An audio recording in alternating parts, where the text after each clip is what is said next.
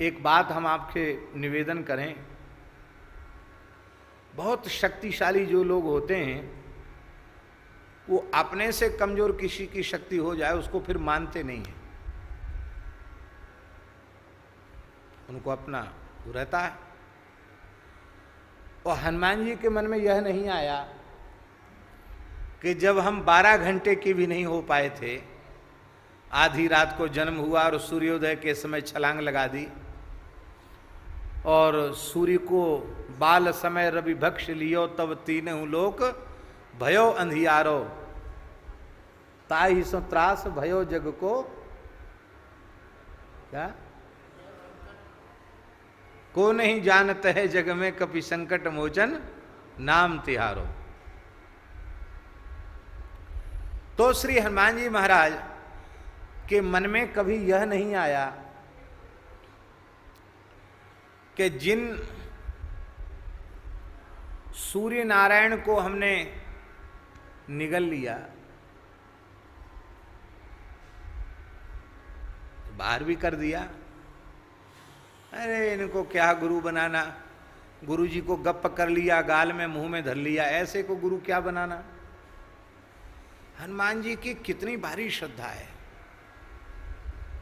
गुरु जी के आसन पर तो बैठे ही नहीं, गुरु जी बैठे हैं तो खड़े ही रहे। और पाछले पगन मन गगन मगन मम भ्रम को न क्रम को न भ्रम कपि बालक बिहार सो। सूर्य नारायण की कितनी तीव्र गति है। और पाछले पगन मन गगन मगन मन भ्रम क्रम को न भ्रम कपि बालक बिहार सो। और विधि हरिहर सब देखकर आश्चर्य कर रहे हैं हनुमान जी का पराक्रम। बाल हनुमान जी उल्टे पैरों से दौड़ रहे हैं।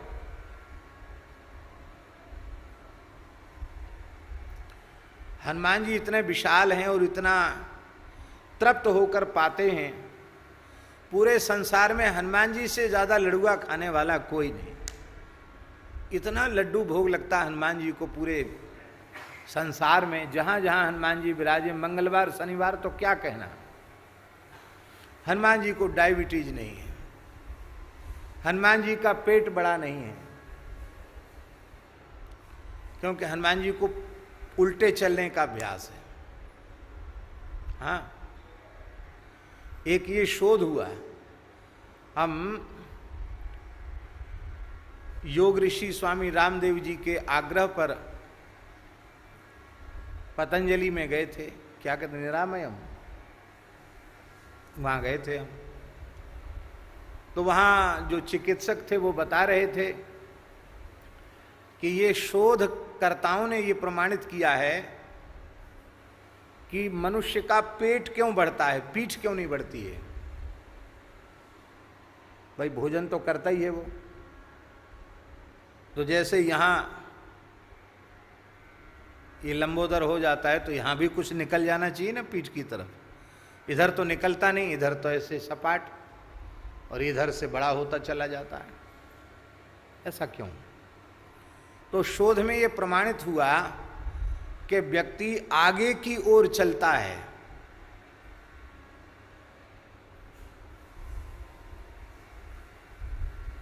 और पीछे की ओर चलने लग जाए तो ये घटने लग जाएगा। और ये प्रत्यक्ष प्रमाण है कि उल्टा चलने वाले का पेट बहुत जल्दी घटता है, उसके घुटने का दर्द खत्म हो जाता है। उल्टा चलो, वहां मैंने देखा तमाम लोग उल्टे चल रहे हैं। भैया ने है कहा गए हो भैया सब उल्टे क्यों चल रहे हैं? बोले यही इलाज है, यही चिकित्सा है, उल्टे चलो।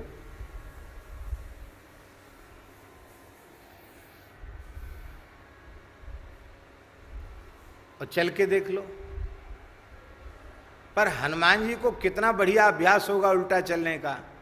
आप जितनी तीव्र गति से सीधे दौड़ सकते हो उतनी तीव्र गति से आप उल्टा नहीं दौड़ सकते हो। और हनुमान जी सूर्य से अधिक तेजी से उल्टे दौड़ रहे हैं।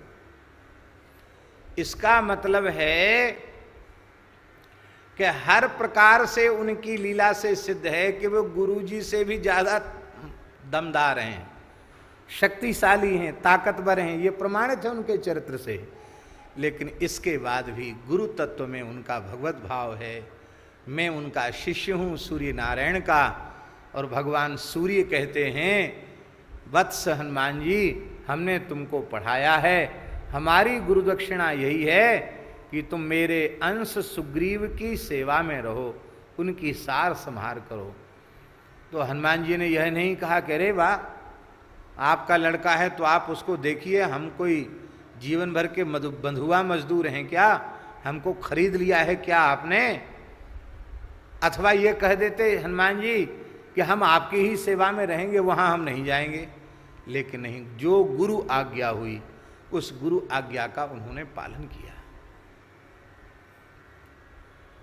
और हमें यह कहने में किंचित भी संकोच नहीं है, मूल में हनुमान जी तो भगवान है ही हैं, पर हमें यह कहने में किंचित संकोच नहीं है, हनुमान जी को जो श्री रघुनाथ जी की प्राप्ति हुई सुग्रीव जी के भी पहले, और जो राम जी की कृपा प्राप्त हुई हनुमान जी को, ये श्री हनुमान जी के जीवन में गुरु आज्ञा पालन का परिणाम है। गुरु श्री सूर्य नारायण की आज्ञा का उन्होंने इतनी श्रद्धा से पालन न किया होता तो यह उपलब्धि राम को ऋणिया लियो बनाए, आपकी जय हो जय हो जय हो।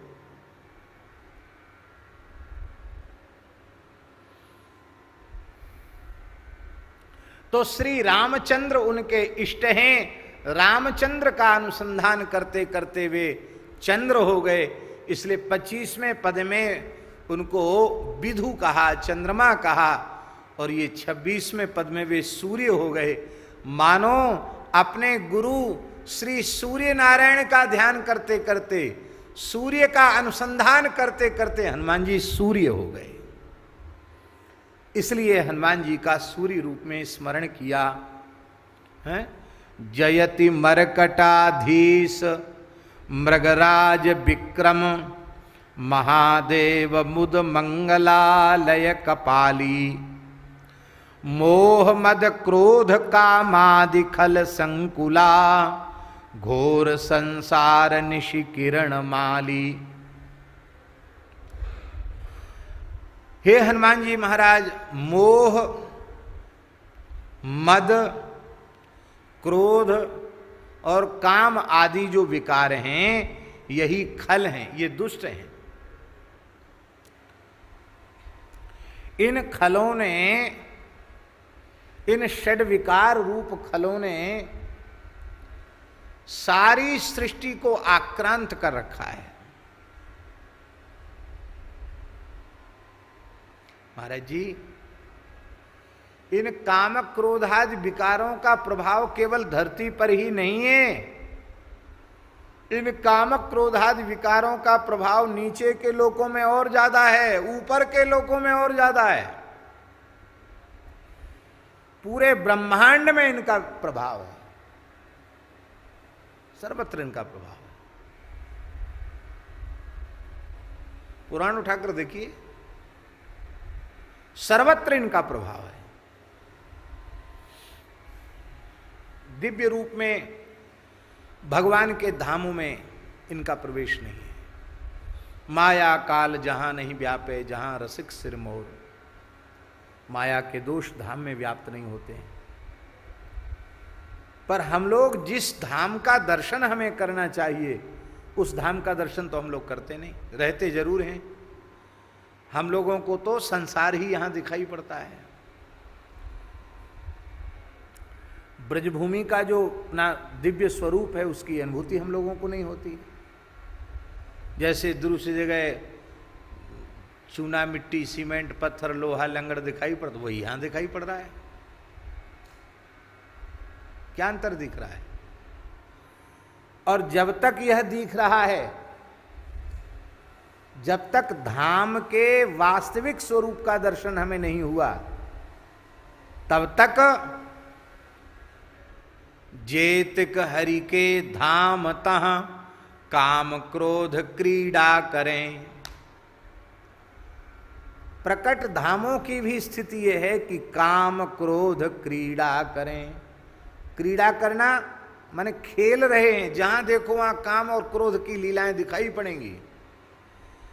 भगवत या कलिकाल में रसिक संत कैसे तरें, भगवत रसिक जी का है। इस कलिकाल में संत कैसे तरें? तुलसीदास जी महाराज कहते हैं कि मोह मद क्रोध कामादि खल संकुला घोर संसार निशी। ये मोह मद क्रोध कामादि खल, इनसे सारी धरती ऐसी व्याप्त हो गई कि घोर संसार निशी। निशी रात्रि हो गई, अंधेरा छा गया। आज श्री नंद किशोर जी बता रहे थे, रावत जी,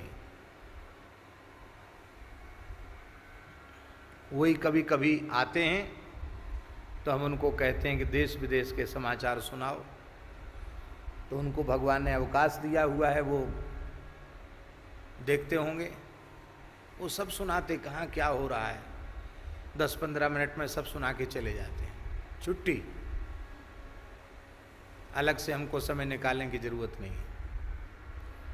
तो उन्होंने आज बताया, एक नई जानकारी दी। बोले महाराज, जो टिड्डी दल का आक्रमण है, वो जब आकाश में चलता है तो कम से कम 25-26 किलोमीटर के क्षेत्र को आच्छादित कर देता है, और उस 25-26 किलोमीटर के एरिया में सूर्य की किरण भी नीचे नहीं आती। इतने सघन रूप से वो उड़ते हैं टिड्डी, और एक टिड्डी इतनी बड़ी होती है। हवा के रुख से ये आकाश में चलते हैं, ये तो कम से कम। अब आप सोचिए, इतनी बड़ी टिड्डी और इतनी सघन रूप में वो लोग आकाश में उड़ती हैं कि कम से कम 25-26 किलोमीटर में सूर्य की किरण नीचे ना आवे, एकदम अंधेरा छा जाए। और अब आप कल्पना करो कि ऐसा मानो टिड्डी दल हो जो पूरी धरती को आच्छादित कर ले, तो अब आप विचार कीजिए, दिन में 12 बजे अंधेरा हो जाएगा कि नहीं होगा? बोलो, घोर अंधकार हो जाएगा कि नहीं हो जाएगा? हो जाएगा। तो जैसे टिड्डी दल आकाश को संकुल कर देती है, व्याप्त कर देती है, ऐसे ही कामादिक विकारों ने, मोह मद क्रोध कामादि खलों ने सारी सृष्टि को व्याप्त कर रखा है। और इसी के कारण घोर संसार निशी, इस संसार में इन विकारों से संकुल होने के कारण अंधेरा छा रहा है। और ये अंधेरा कैसे छटेगा? ये रात्रि कैसे दूर होगी? बोले भैया, चाहे जितने बल्ब जला लो, चाहे जितने नक्षत्र उदित हो जाएं, चाहे जितने चंद्रमा उदित हो जाएं, पर रात्रि तो जाएगी सूर्योदय से ही। सूर्योदय के बिना रात्रि निवृत्त नहीं हो सकती। ऐसे ही गोस्वामी जी कहते, महाराज, ये मोह मद क्रोध कामादि खल से संकुलित होने के कारण जो अंधेरा छा गया है, रात्रि आ गई है, वो रात्रि दूर होगी। हे हनुमान जी, आप कपि हैं। कपि भी शब्द का अर्थ सूर्य होता है। कपि माने सूर्य होता है। कैसे? व्युत्पत्ति है, कम जलम पिबतीति कपिः सूर्यः। सूर्य अपनी किरणों से जल खींचते हैं, इसलिए भगवान सूर्य का नाम है कपि। कम जलम पिबति इति कपिः सूर्यः, कपि सूर्य कहते हैं। तो आप तो कपिराज हैं, इसलिए आप सूर्य हैं। आपके उदित होने से ही घोर संसार निशि किरण माली, आप किरण माली माने सूर्य हैं। आप ही इन विकारों को दूर कर सकते हैं। गोस्वामी जी के शब्दों में, तात तीन अति प्रबल खल काम क्रोध अरुलोभ मुनि विज्ञान धाम मन करहि निमिष मह क्षोभ। ऐसे ये विकार हैं। विनय पत्रिका का एक पद तो दास को बड़ा प्रिय है, जहां गोस्वामी जी कहते हैं मम हृदय भवन प्रभु तोरा तहाँ आय बसे बहु चोरा। प्रभु मम हृदय भवन प्रभु तोरा तहाँ आय बसे बहु चोरा। अति कठिन करहीं बर जोरा मानही नहीं विनय निहोरा। तम मोह लोभ अहंकारा मद क्रोध बोध रिपु बारा। अति करहीं उपद्रव नाथा मरदही मोहि जानि अनाथा। मैं एक अमित बट पा